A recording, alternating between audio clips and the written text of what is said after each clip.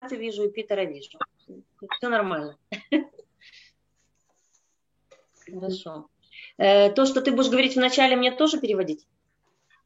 Peter, probably I'll say some short introduction about the festival because it's our first, actually, Lila, help me.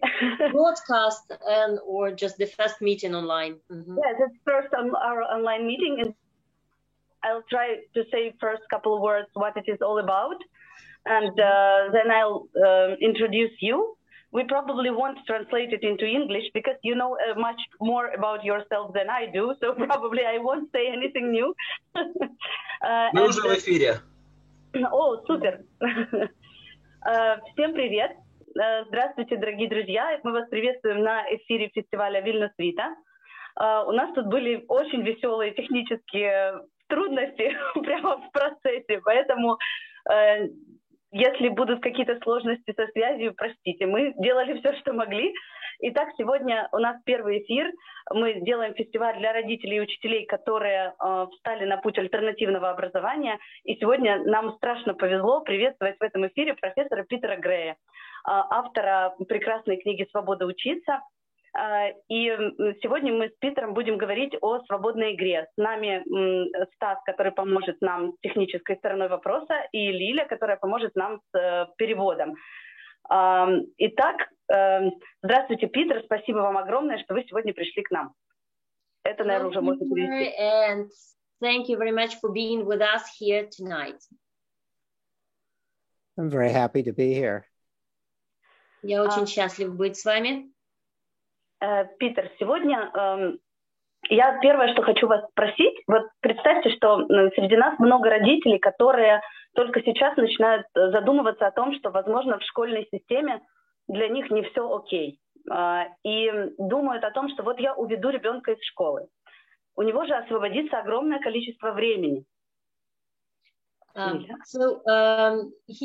we are going to talk, and we have parents, and probably a lot of them think that they are not satisfied with the school system we have now, but they think, okay, I'm gonna take my child out of the system, but in this case, the child will have a lot of time, and what is it supposed to do in all that free time? И обычно у родителей это вызывает приступ паники. О боже, у моего ребенка есть время, что же случится потом? And usually parents start panic. They think, oh my God, now my child has a lot of time and what's going to happen? Yes, well, in some ways, time is what children most need in order to educate themselves. I have for many years been studying how children educate themselves when they have plenty of time and opportunity to do so. So it's, of course, not just time, but also opportunity. So I've been studying children who are in homeschooling, where the parents use the method of homeschooling called unschooling, which means that... Sorry, could you please make some pauses for Lila to translate, because she probably won't translate everything. Sure. На самом деле, время – это как раз то, что очень нужно детям. Им нужно время для того, чтобы они могли заниматься самообразованием, образованием себя. И если мы говорим об этом, то, наверное, стоит говорить не только о времени, но и о возможности. Дети должны иметь время для того, чтобы образовывать себя, но они должны иметь еще и возможность это делать. Я начинала работать с хомскулерами, детьми, которые обучаются дома, и в частности с анскулерами. Это дети, которые не обучаются в нашем понимании.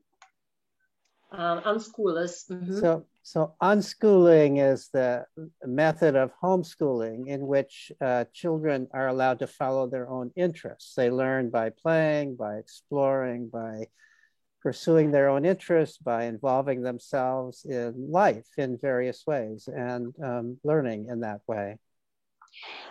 Unschooling – это такая форма обучения, когда дети имеют возможность следовать за своими собственными интересами. И они собственно, могут открыть, что им интересно, да, и делать то, что им интересно. So in unschooling, the task of the parent is not to give assignments to the child for learning, but rather to help the child learn the kinds of things that the child is interested in, to facilitate the child's interests. And what I've found in my research is that children who grow up this way become really quite well educated. They don't learn exactly the same things as children in school, but they learn what they need to know and they go on to live good lives. И в таком случае в анскулинге задача родителей не дать детям вот какие-то определенные задания, чтобы дети их выполняли, а их задача помочь детям получить то, что им интересно, получить образование именно там, вот где им это интересно, где у них есть этот интерес, найти этот интерес, и задача родителей помочь им, просто помочь им здесь продвинуться. И что я выяснил, так это то, что дети, которые занимались в системе анскулинга, как оказалось, имеют очень даже приличное образование. Возможно, они учат не точь-в-точь то, что учат дети в обычной школе, но уровень образования у них очень высокий, потому что в тех сферах, которые им интересны, они достигают большого успеха.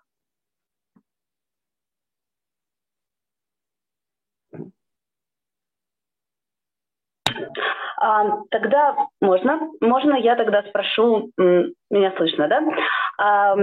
А что мы тогда вкладываем вообще в образование? Слово образование, оно очень емкое, и большинство родителей под ним все-таки подразумевают набор конкретных знаний, которые должен ребенок сдать в конце школьной программы. И если ребенок эти знания не осваивает, то для нас это тоже очень тревожно. И не все могут вот так с места в карьер прыгнуть сразу в анскулинг. Есть ли какие-то, что мы подразумеваем под образованием, какие его проявления мы можем заметить и успокоиться, что все идет хорошо? Then I would like to ask you, what do you think as education? Because here a lot of parents and just adults, they think that education is a set of knowledge you must gain in the end of school, and if you do not get it, a lot of parents, they start worrying, they just worry terribly because they are afraid that the child is not educated. So what do you mean when you think of education? That's a very good question, and it's probably the most basic question. So usually people think of education as schooling. So if you ask somebody, how much education do you have, you expect them to answer in terms of how many years of school they have or what degree they have. Обычно это базовый вопрос, который следует задавать. Когда ты спрашиваешь, какое у вас образование, обычно люди отвечают, сколько лет они проучились, имея в виду, вот сколько лет они учились в школе или там еще где-то. But that's a pretty shallow understanding of education. I think of education this way. I think of education as everything that a person learns that enables them to live a satisfying and meaningful life. So whatever you learn, no matter where you learn it or how you learn it, if that is helping you live the life you want to live, and it's a meaningful life and a moral life, then that's education. И я считаю, что это очень поверхностное понимание того, что такое образование. Что же такое образование для меня? Для меня это все, чему научается человек, что помогает ему жить полной жизнью, которая имеет смысл, которая приносит удовлетворение. И вот это такая жизнь, и каким образом он получил для этого навыки и знания, вот это и есть образование. I think most people, if you think about it, what is it that you know that is really helped you in life, that has been very important to your success as an adult? And I think that no matter how much school you had, most people will come to agree that the most important lessons that they've learned are not lessons they learned in school, it's lessons they learned outside of school, in the course of actual life. Mm-hmm. И если вот когда мы говорим об этом, да, то самое главное это то, что вот помогает человеку жить, общаться, строить отношения, быть в жизни. И это не обязательно то, что он может получить в школе. В основном-то это как раз то, что он получает вне школы. И вот это то, чему он научается вне школы, и помогает ему жить успешно. Хорошо, тогда такой вопрос. Я как родитель не чувствую себя достаточно мудрой для того, чтобы заметить, что вот сейчас происходит для ребенка что-то очень важное. Как мне научиться не вмешиваться в какие-то процессы и для себя замечать важное в них? Okay, so I am, as a parent, is not wise enough to see what is very important for my child and not to interfere into what my child is doing. Не вмешиваться not to interfere in the processes, yes? Не вмешиваться в процессы. Да, как мне понять, что вот то, что сейчас происходит, как раз это и есть его образование, которое поможет ему жить вот этой meaningful life, то есть этой полной, понятной, нужной, важной для него жизни. So how am I to understand that what my child is doing right now is the thing it should do to get this meaningful life? So the secret to being unschooling parent is to trust your child and to realize that there are many, many routes to a meaningful life. And whatever your child is interested in, whatever your child is doing, your child is learning. As long as your child is growing up in a literate environment where people read and write, in a numerate environment where you're using numbers in some ways in your daily life, your child will learn to read, will learn to write, will learn to use numbers. But beyond that, your child will figure out what he or she is interested in. And that's the most important thing, figuring out what you're interested in. You, the parent, don't know. The child has to discover that. And then you help the child pursue that. That's what unschooling is. Значит, самый главный секрет анскулинга – это уметь доверять вашему ребенку, доверять его выбору.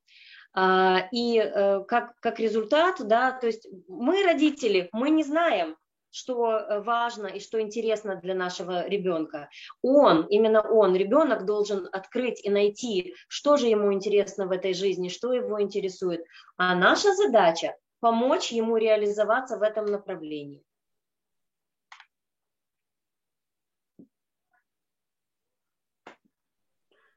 А если, допустим, мы еще не готовы к анскулингу и приходим к варианту альтернативной школы или хомскулинга, которая все-таки освобождает какое-то время нашим детям. Это такой компромисс между полной свободой и частичной. Мы все-таки продолжаем каким-то образом учить ребенка. Стоит ли нам заниматься самокопанием и как найти вот этот баланс между тем, что нужно ребенку, и тем, с чем спокойно жить родителю? Потому что если я отпущу своего ребенка на хомскулинг, а сама буду дергаться по этому поводу 35 раз в день, то, наверное, это тоже какая-то не очень хорошая экосистема. Кто там говорил про паузы? So, what if I'm as a parent is not ready for unschooling, for a complete unschooling, but I'm ready to do some homeschooling, and where to find this compromise between complete freedom and just the free time we have. Yes, and because if our child is homeschooled, unschooled, or homeschooled, and during the day, I'm as a mom have worried about it 50 times a day. I'm not feeling well, I'm scared, I don't know how to do it. So where to find this balance between parents' worries and child's freedom? Yes, my experience in my research with homeschooling families is that most families come to unschooling fairly gradually. They start off with the idea that they're going to do at home something very comparable to school. They're going to have lessons for the child. They're going to try to replicate to some degree at home what the child would be doing at school. Mm-hmm. But because they're working with their own child, they can take their child's interests more into account than the school can, where there's many children. The teacher can't take your child's particular interests into account, but you as the parent can in homeschooling. And once you're starting to do that, you're already a little bit on the route to unschooling. I see. То есть еще перед этим раньше Пітер Грей говорит, что есть на самом деле очень много путей к анскулингу. И, значит, когда мы решаем, что наш ребенок будет хомскулер, мы его забираем домой. Что мы делаем вначале? Мы его обучаем, в принципе, так же, как в школе. То есть мы дома начинаем повторять все то же, что происходит в школе, уроки, материалы ему давать, да. Но, конечно же, это же наш ребенок, наш собственный, поэтому понятно, что все-таки мы уделяем больше внимания его интересам. В школе это нереально, потому что у учителя сидит очень много детей, и учитель, не может принять во внимание интересы каждого ребенка, который перед ним сидит. А дома мы это можем делать. И вот это тоже уже путь, это уже продвижение к анскулингу.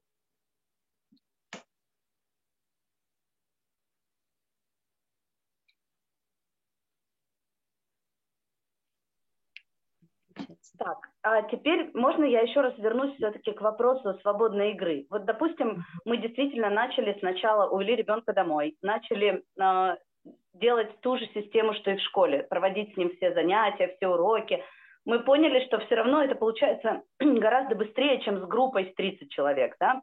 Ребенок осваивает программу быстрее, и у него освобождается время. И вот он бежит играть. Как мне, как маме, быть спокойной, если мой ребенок вместо того, чтобы читать книжечку красиво, роет болотце палочкой, не очень красиво? Как мне увидеть в этом какой-то смысл? So when I, as a parent, took my child home and started homeschooling, it means that it's much easier for me than at school because I do not have 30 children, I have just one. And it means that we do everything that they do at school, but much quicker. And then my child has a lot of free time. And instead of decently reading a book, my child goes and starts playing in the mud, and it doesn't look very nice. And is it okay? And what should I do about that? So the wonderful thing about the fact that your child has this extra freedom is that your child can play in various kinds of ways. And I think that the problem that is the biggest problem to overcome is not the problem that most parents worry about. The biggest problem to overcome is, if you're unschooling, how to find other children for your child to play with.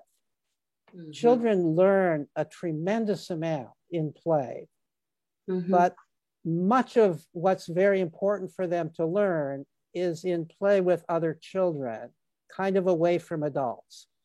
This is how children learn how to make friends. It's how they learn how to negotiate with peers. It's how they learn how to solve their own problems. It's how they learn to take initiative. So when your child is playing independently of you as the adult, your child is learning some of the most important skills in life. And this is true whether your child is playing outdoors in the mud, or if your child is playing on a computer games. But it's especially true, whether it's in the mud or on the computer, it's especially true if your child is playing with other children. Значит, на самом деле, самый здесь важный момент и проблема, ну, не проблема, самый важный момент, это то, что ваш ребенок, когда он анскулингом занимается, да, очень важно, чтобы у него были контакты с одногодками, с ровесниками. Потому что, ну, неважно, ковыряет ли он грязь палочкой или играет он в компьютерные игры, и то, и другое хорошо. Но очень важно, чтобы рядом с ним были его ровесники, его одногодки, потому что именно в общении с другими детьми, со своими ровесниками, ребенок учится взаимодействовать с другими людьми, он учится брать инициативу в свои руки, он учится общению. То есть это пресловутая социализация, на которую аллергия у всех хомскулеров, на вопрос про социализацию. That's what all homeschoolers are allergic to, a question about socialization, about social moments. Yes. А какие, вот, допустим, у нас в стране еще, мне кажется, не очень развита вообще система поддержки хомскулеров, почему мы, собственно, и делаем этот фестиваль. Но какие есть опции вообще в мире вот таких социальных сред для хомскулеров разных возрастов? Клубов, я не знаю, каких-то еще... Мы это называем альтернативными школами, но как это организовано в мире? Here in our country, homeschoolers are not supported enough. And how is it going in the whole world? Are there any clubs or any places where children can communicate with each other and with children of other age? Here we call it like alternative school. Or what is there in the world? Yes, well, there's both formal and informal solutions to that. There are in the United States and in many other countries, democratic schools. So Summerhill is, of course, the classic example of a democratic school. It's a boarding school, however, in the UK. In the United States, there are schools that are basically schools for unschooling, where children go every day. They go during typical school day. And there are many other children there. They're not segregated by age. And there's lots of opportunities to learn. And there are adults there who can help if the children ask for help in anything. So that's one route. Maybe I'll stop there. And then go on to the thank other you. route. Есть официальные и неофициальные способы решения этой проблемы. Ну, один из них – это демократические школы. Мы знаем об этом, слышали об этом, но также есть еще и место, куда анскулеры могут прийти. Это как школа, как школьные часы, и они там общаются и смешиваются с детьми разных возрастов. И есть в этой среде есть взрослые, которые могут помочь ребенку, если ребенок об этом просит. So that's the more formal route, where these are actually schools. They're certified as schools. They're very not like other schools, but they are called schools. So the other route is that as there are more and more homeschools, and in the United States, we now have somewhere between 5 and 10% of children are being homeschooled. So there are now many homeschooling families, and in any given city, homeschooling families can get together and they can, in various ways, find ways to bring their children together, sometimes just by certain days and hours in the park to all meet up and play. But other times they form something that's actually almost like a school, a learning center, where the children can go regularly, and sometimes parents take part in helping out at the center to make sure that things are safe, and even to offer classes that are optional classes. So this is happening more and more in the United States. Значит, вот таким образом вот эти вот места для встреч, для анскулеров, как и демократические школы, это все-таки официальный способ решения проблемы общения, потому что это все-таки называется школа. Но также есть и другой путь. Сейчас в Соединенных Штатах Америки от 5 до 10% детей хомскулеров. И в городе много семей, у которых дети хомскулеры, они собираются вместе, они могут играть вместе в парке несколько часов, а иногда организовывают учебные центры. И в этих учебных центрах дети собираются вместе, и родители могут даже и давать какие-то занятия, да? Проводить занятия, если дети этого хотят, но эти занятия, конечно, по выбору детей. Я сделаю, перед тем, как задать следующий вопрос, я сделаю небольшой summary для родителей, которые решились на хомскулинг и анскулинг, возможностей, которые есть сейчас в Украине, и возможности поехать глянуть в Саммерхилл, который упоминал Питер. Before asking the next question, I want to summarize a little bit what we've been talking about and to talk about possibilities to look around here and even to visit Summerhill or some, you have already mentioned, yes, and some other schools. Значит, ребята, смотрите, уже действительно есть возможности поискать семьи хомскулеров и семьи анскулеров, то есть семьи альтернативщиков, которые есть в вашем городе. В частности, вы можете встретиться вот здесь на нашем фестивале на дискуссиях. Уже существуют некоторые центры поддержки хомскулеров с регулярными классными занятиями. Существуют психологи, которые работают с хомскулерами, просто собирая их в группы, делая с ними классные игры. То есть это не терапия, это просто общение с поддержкой разумного взрослого. А также не забудьте о том, что в следующем году летом будет возможность съездить на фестиваль Саммерхилл. И мы надеемся даже из Украины поехать большим автобусом и посмотреть, как живет школа, которой вот уже 100 лет, и у нас однозначно будет целый эфир, посвященный и этой школе, и этому фестивалю, потому что мы позвали семью основателей этой школы, которая празднует столетие, школы Саммерхилл, которая находится в Великобритании. Об этом мы будем говорить подробнее. А теперь следующий вопрос.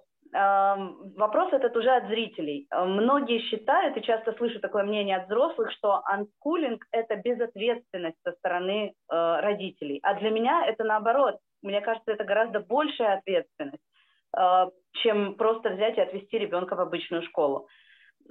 Как вы это прокомментируете?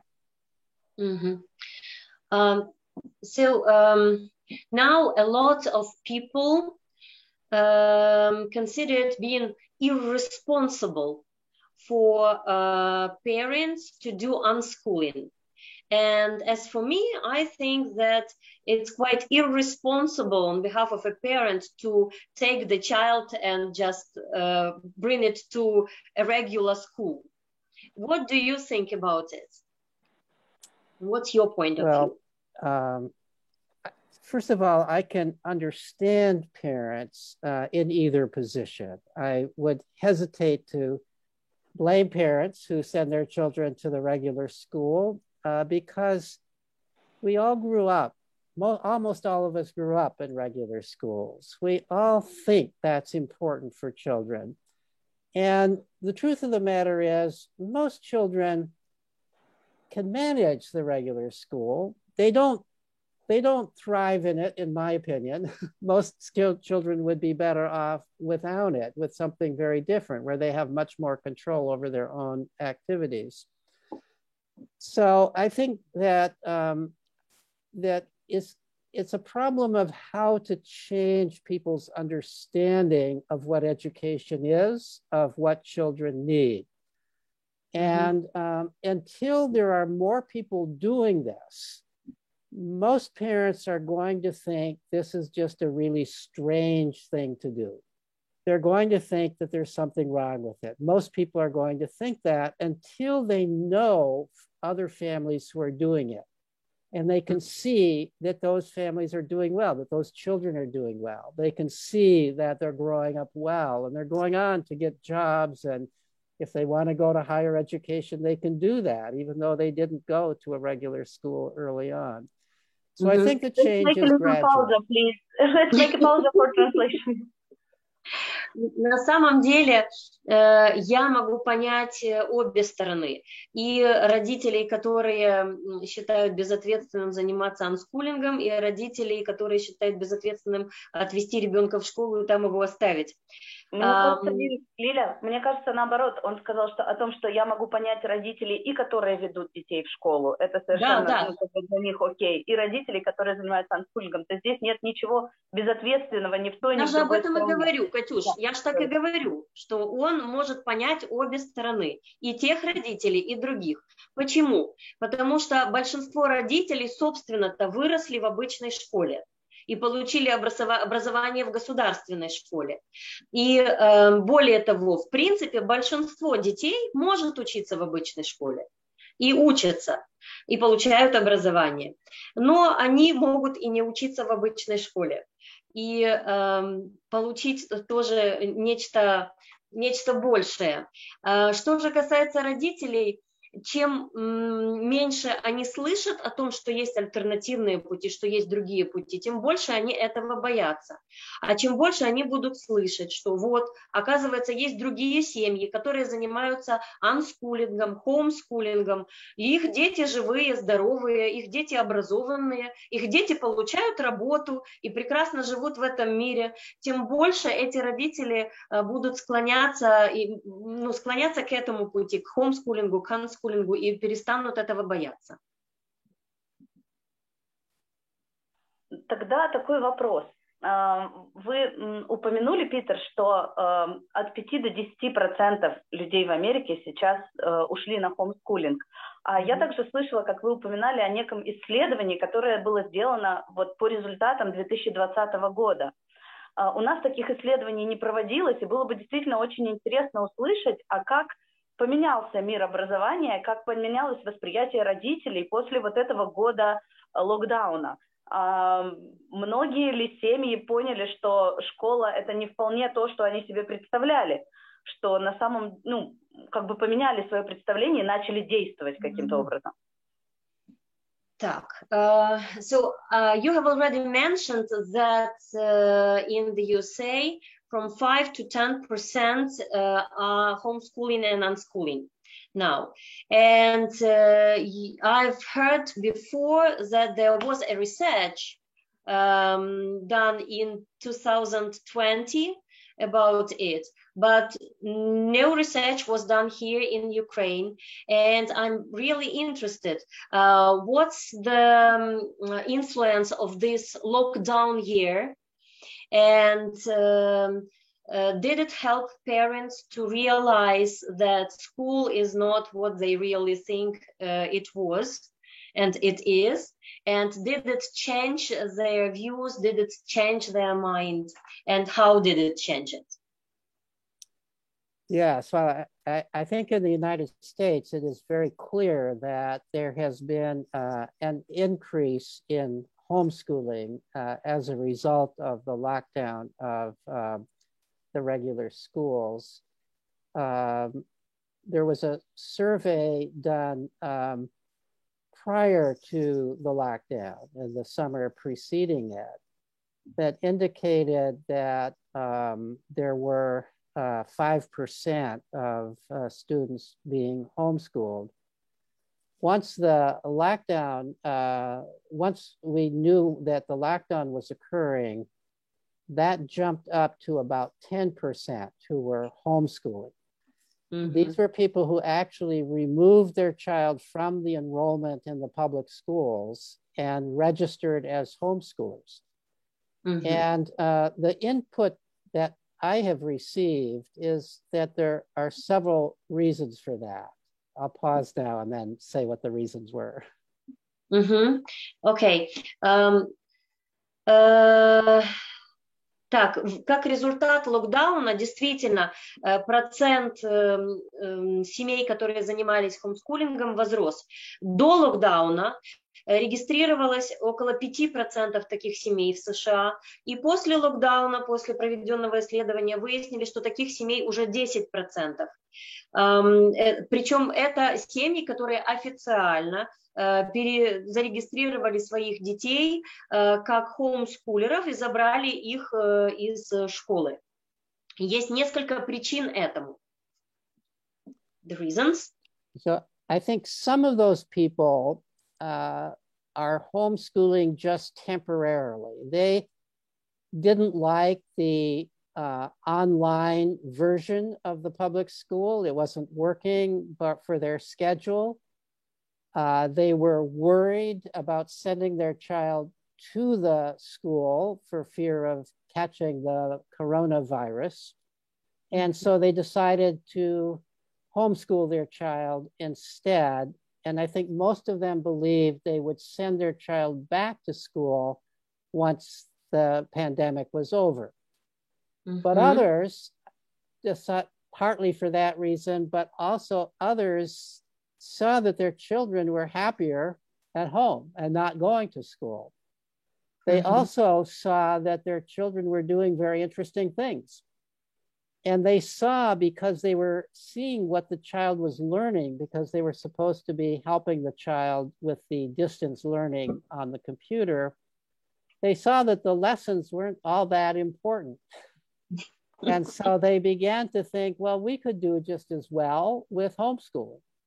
And I think those are the people who've left for homeschooling with the idea that they will stay with it.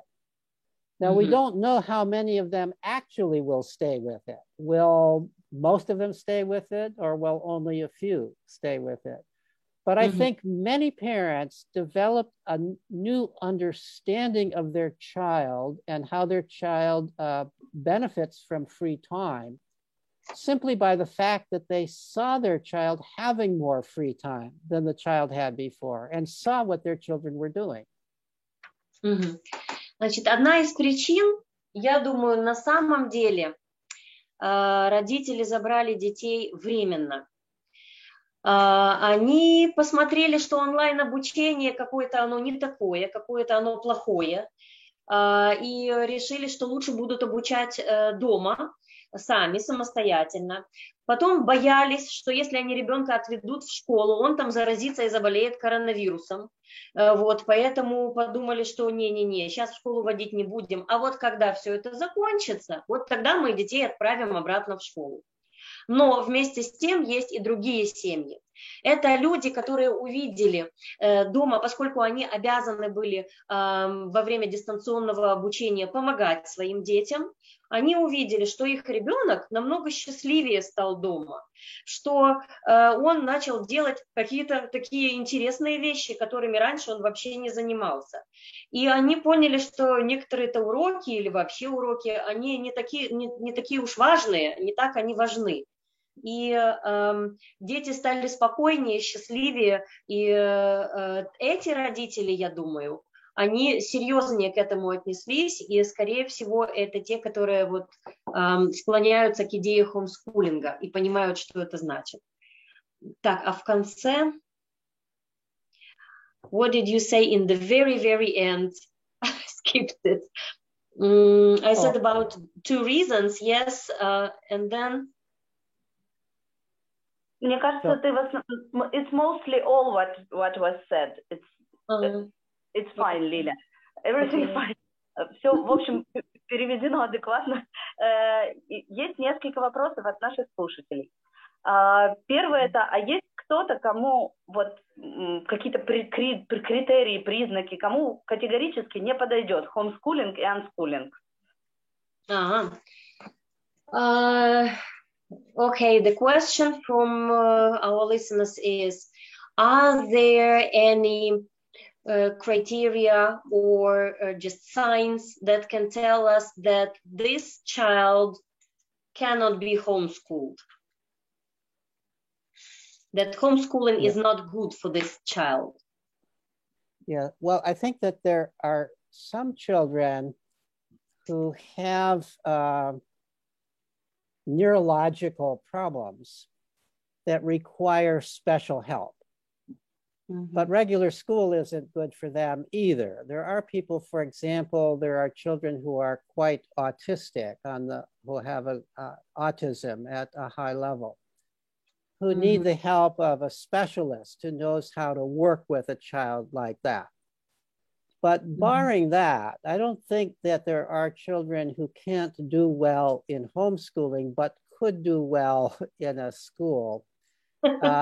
I think the biggest issue is this. It's never good, in my opinion, to put your child into an educational situation that the child does not want to be in.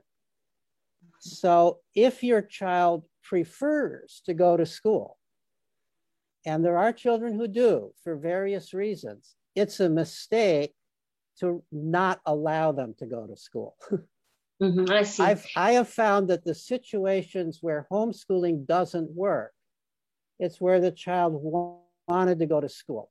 And the parent had the child home because the parent needed the child home, not because the child really needed to be home.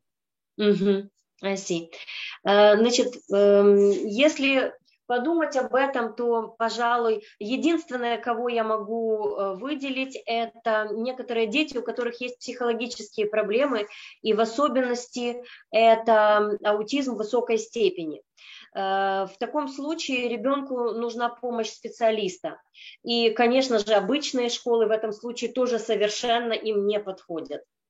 Если же еще что может быть, это самое главное, это делать то, что ребенок хочет. И если ваш ребенок по каким-то ему известным причинам хочет ходить в школу, а вы его туда не пускаете, вы его держите дома на хоумскулинге, это неправильно, так делать нельзя. Потому что это тот случай, когда родители хотят своего ребенка держать дома, а не ребенок хочет быть дома, а ребенок хочет идти в школу, и необходимо позволить ему это.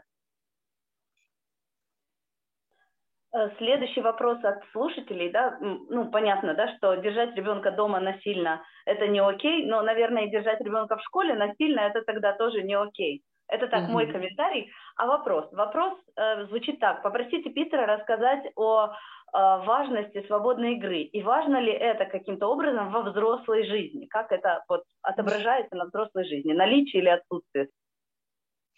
So please ask Peter to tell us about free play in childhood, and is it important for adults, free play? And so please. Yes. Okay. Well, let me first start with for children. Free play is essential for children. Free play is how children learn the most important things that they need to learn.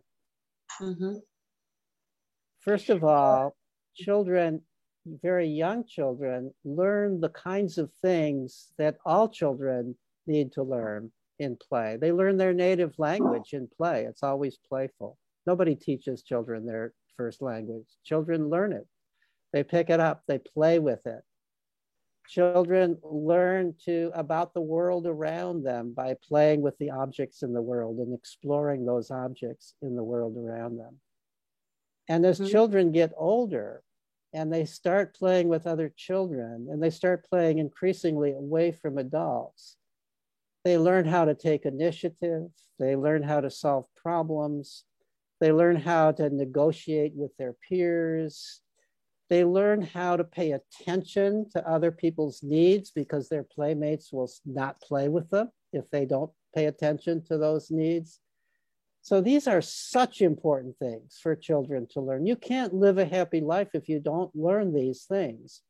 And the best place for children to learn these things is in play with other children. Значит, сначала о детях. Свободная игра, она необходима для детей. Это просто очень существенная, необходимая часть их жизни. Так как через игру они учатся тому, что им нужно, что им необходимо. Они исследуют, когда они маленькие, они исследуют окружающий мир, взаимодействуя с ним, и таким образом они учатся. Когда ребенок становится немножко старше, он учится немножко другим вещам уже, он учится брать инициативу на себя, он учится решать свои проблемы, он учится обращать внимание на позицию, на нужды других людей, потому что если ты как бы нарушишь пространство другого ребенка, он просто не будет с тобой играть, он развернется и уйдет. Поэтому ребенок учится видеть эти грани, исследовать им, видеть нужды других людей, других детей. И это очень важно, это формирует их способность общаться и взаимодействовать друг с другом. So that's about children. Yeah, so probably before talking about adults, I should say, what actually do I mean by play? So let me very briefly define play. So play, as I define it, is an activity that has 4 characteristics. And so I'll list those characteristics. The first is that it's freely chosen and self-directed. Nobody else is telling you that you have to do it. Nobody is even encouraging you to do it. You have just decided yourself to do it.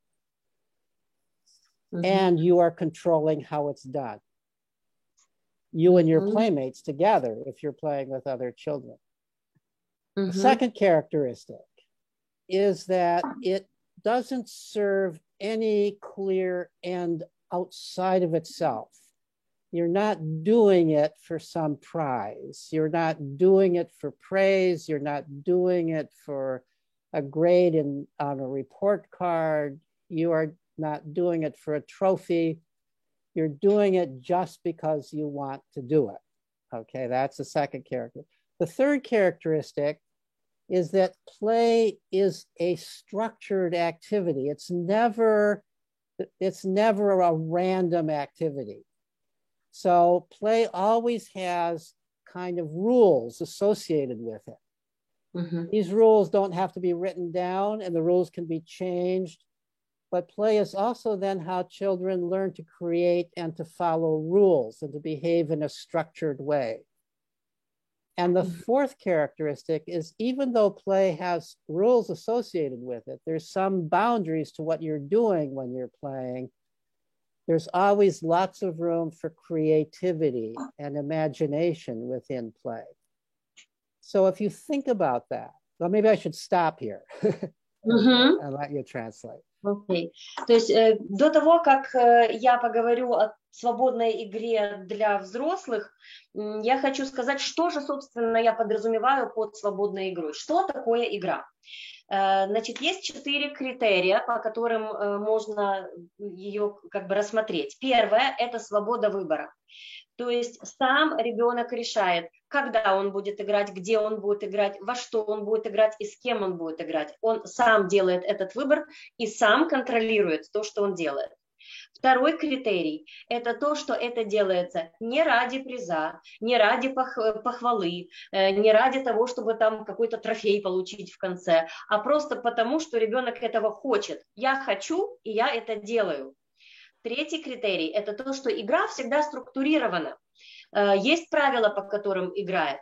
Конечно же, эти правила можно поменять, но дети сами обсуждают и решают, по каким правилам они играют, что они меняют, а что нет. и учатся создавать свои собственные правила. Ну и четвертый важный критерий, то, что это очень нечто такое творческое, что кроме того, что развивает творческие способности детей, еще и развивает воображение, очень развивает воображение. Можно я вставлю маленький комментарий? Can I make a very short comment here? Because I realized that our organizing the festival about alternative education is definitely free play. Nobody forced us, nobody asked us. We have our rules, we have creativity, all 4 criteria are here. Хотела сказать, что, ребята, организовать фестиваль онлайн-образования – это однозначно свободная игра. Все волонтеры, которые участвуют сейчас в этом, делают это не за деньги, не ради чьей-то похвалы, просто потому что хочется. Мы сами придумали, как это сделать, какие правила и так далее. Креатив, все работает.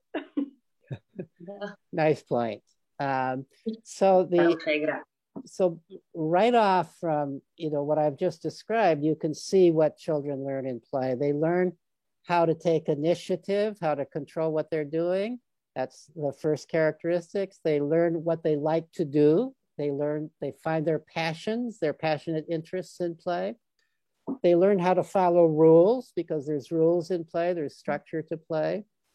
And they learn how to be creative and imaginative in play. So these are what children learn.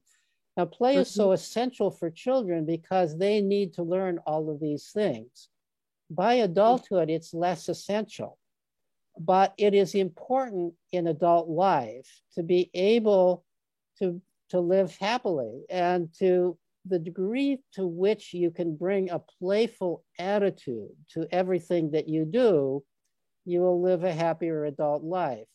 So often when I talk about adults, I don't so much talk about play in that same way that I do with children. More often I talk about a playful attitude. So when you do your work for money, you're doing it for money. It's not just that you're doing it just because you love to do it. But still, if it's a job that you enjoy doing, you find pleasure in it, if it's a job where you have a good deal of self-control, you can decide how to do what you're doing and so forth and so forth. And if it's clearly your choice, that kind of a job, that as opposed to feeling forced to be in that kind of a job, and if there's a kind of creative component to that job, then that's a very playful activity for you. And so I think that the trick for adults is to try to live your life in a playful way while at the same time doing those responsible things that we adults need to do, which is part of being an adult. We need to make a living. We need to take care of our children. We need to be good citizens in the larger culture and so on and so forth. But we can do that playfully. Mm-hmm. Окей. Значит, чему учится ребенок в игре? Он учится инициативу проявлять. Это первый критерий, да, когда он сам выбирает, во что играть и с кем. Дальше он учится проявлять свой интерес и, собственно, находить его, исследовать ему. Он учится, это второй критерий. Третий критерий, он учится следовать правилам, которые есть. И четвертый критерий, он учится быть творческим человеком. Для детей игра, она является просто жизненно необходимой. Для взрослых игра не так важна. Это уже не такая жизненная необходимость. Но если мы привнесем в нашу жизнь элемент игры, мы просто будем с вами более счастливыми, мы будем счастливее. Конечно же, работа – это в первую очередь наш способ заработать деньги и обеспечить проживание, обеспечить жизнь. Но если мы любим нашу работу, мы можем планировать, мы можем привносить сюда творческие элементы, мы можем взаимодействовать. То есть если мы будем делать все то, что должны делать взрослые, потому что это ответственные люди, зарабатывать на жизнь, обеспечивать нашу жизнь и наши семьи. Но если мы во все это привнесем элемент игры, это сделает нас счастливее. У нас осталось время на один последний вопрос. И я, наверное, сделаю некий микс из двух вопросов, которые я вижу сейчас в чате, и предложу участникам встречи в комментариях после эфира обсудить между собой. Родители более опытные смогут ответить на те вопросы, с которыми сталкиваются родители менее опытные. So we have just time for one more question. So Katya says, I will mix two questions together and make one. And then in the end, parents can talk to each other, and those who are more experienced will share their experience with others. Итак, наверное, вопрос, самый болезненный вопрос у родителей об академических знаниях. И тут есть комментарий о том, что мой ребенок, ему скучно дома, но при этом он и несчастлив в школе. Ему нравится просто дурачиться, но позволяя ему это, я подвергаю его опасности, ведь он не освоит необходимого уровня академических знаний. И вот вопрос, что делать родителю, который боится этой опасности, и есть ли вообще этот необходимый уровень академических знаний в современном мире? So the most painful question is about the thing that a child has to obtain some academic knowledge, has to get it from school, and if my child is not happy at school, but when it's at home, it just does nothing and do not get that so-called academic knowledge. So, так, и что в конце? Does it actually exist, this academic knowledge level, necessary academic knowledge level? Does it exist in the world now, nowadays? Yeah. This is a very good question, and so much depends on what you think of as academic knowledge. So what I've observed, and others have too, who have studied children who are being unschooled or who are going to democratic schools where they're in control of their own learning, is that everybody, unless they've got a serious problem with their brain, learns how to read. They learn how to write. They learn how to use numbers to the degree that you need to know how to use numbers and do calculations in everyday life. They all learn that. They learn it at various times. They don't all learn it at the same age that children are being taught it at school. Some learn it later on. But they all learn it. As long as they're being raised in an environment where other people are reading and writing and using numbers, they will pick that up. They will learn how to do it. They're not all going to learn the same kinds of other academic things that are taught in school. And then the question is, how important do you think that is? I'll pause there. Вопрос состоит в том, что мы подразумеваем под академическими знаниями, под набором академических знаний. Каждый ребенок, находясь в среде образованных людей, которые умеют читать, писать и считать, научится и писать, и читать, и считать, и будет уметь это делать. Может быть, кто-то раньше, кто-то чуть позже, но все они этому научатся. Но вполне возможно, что они не освоят какие-то так называемые академические знания, которые преподают в школе, другие.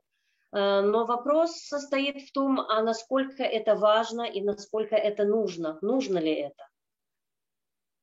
So, the way I look at the issue of academic knowledge or knowledge in general is this. There is so much to know in our world today. So much knowledge, so many ideas. There are so many different skills that are important to our world today that nobody can learn more than a sliver of that. Nobody can learn more than a sliver of it. Why should everybody be learning the same sliver? Our schools are premised on the idea that everybody's supposed to learn this same little sliver of all there is to know. Isn't it better for the world if we allow children to learn what they're interested in, even if it's outside of that sliver? They're learning something that's important to them, and they learn it better, and they're passionate about it. One thing I have found in my study of grown unschoolers is that they go into jobs that they love. Largely, they go into jobs that they love. They've developed a real interest in something that is very meaningful to them. And they learn what they need to know to do well in that job. And as a consequence, live happy lives because they're at work that they enjoy. Сейчас в нашем современном мире есть так много знаний в множестве сфер, и их столько, что понятно, что никто не может освоить это все. Поэтому то, что мы осваиваем, это маленький кусочек. И в школе дети осваивают одинаковый этот маленький кусочек. Но почему все должны освоить этот кусочек? Ведь можно освоить какой-то немножко другой кусочек.